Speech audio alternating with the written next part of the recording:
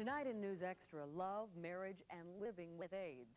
Many relationships can't withstand the emotional and the physical trauma of this illness. But contributing editor Lewis-Thornton gives us a personal look at what makes her marriage work, despite all the odds. My husband and my marriage are the most important parts of my life. And because I have AIDS, we know we have to take advantage of each day, find joy in each minute. Ours is the kind of relationship I'd always hope I'd have. But after I was diagnosed, I feared it would never happen. I had men who would wine me and dine me and spend money on me and spend time with me and have sex with me, of course with the latex condom. They didn't want the commitment. They said, I can't watch you go through this. I can't watch the diarrhea. I can't handle the 20 pills a day. I can't handle you not being vibrant and able to wash yourself. I can't commit to wash you. And that's life. And that was my life until I met Kenneth Thornton.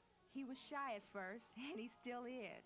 He drove me home from church for many months before he got the courage to ask me out.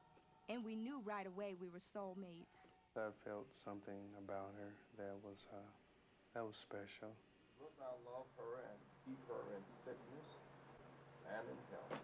He knew I had AIDS, and it didn't matter. We dated for 6 months and got married last August. But it wasn't easy.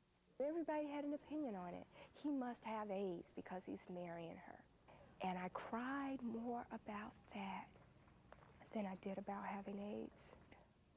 But I still got married, and I still walked down that aisle with no veil on my face because I wanted everybody to see that, yes, I am bold, I am going to get married.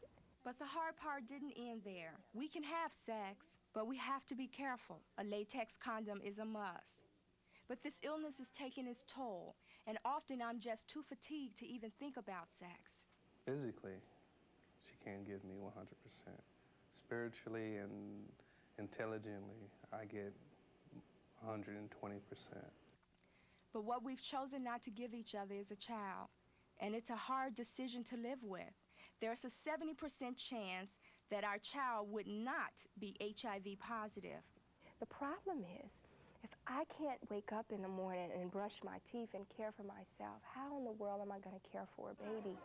When we go into a room and there's a baby, I make a mad dash for the baby. And I say, see the baby? And he says, yes, Ray, I see the baby. It's not going to happen. There's something that she wanted badly. A lot of people ask me, what will Kenny do when I'm not here anymore? I'm not worried because Kenny says God gives us only what we can handle. I love my wife, and the love that I have for her is much, much bigger than this disease. I just pray that I can handle it, which I know I can.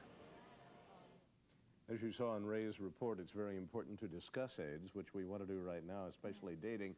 How do you tell someone you're dating or want to date that you have AIDS? Well, you know, it's a very difficult thing. I think first you should develop some comfort level with that person, and then in a non-intimate, very neutral setting, share your HIV status, and then talk about what that means. I think it's hard because there's always the fear of rejection.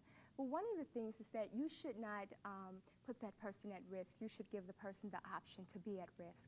You're sensitive tonight when you haven't been before because yes, your husband is involved and you're kind of is. replaying that for yourself.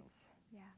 Ray, your next report is on the workplace. Yes, what we're going to look at, can an employer ask you if you're HIV positive? Can they fire you if you're HIV positive? It's going to be a really incredible piece, AIDS in the workplace. Very important to know. Yes. As we say, it's important to discuss these things. Tonight we have counselors from Test Positive Aware answering our Interact 2 phone lines. If you or someone you know need help, they'll be here until 11:30 tonight taking your calls. That number is 312-664-1818. Again, 664-1818. The phone lines are open for a little over an hour. Call us. And as we move on here, how would you like a ticket to Friday night's Bulls game? Well, we wouldn't.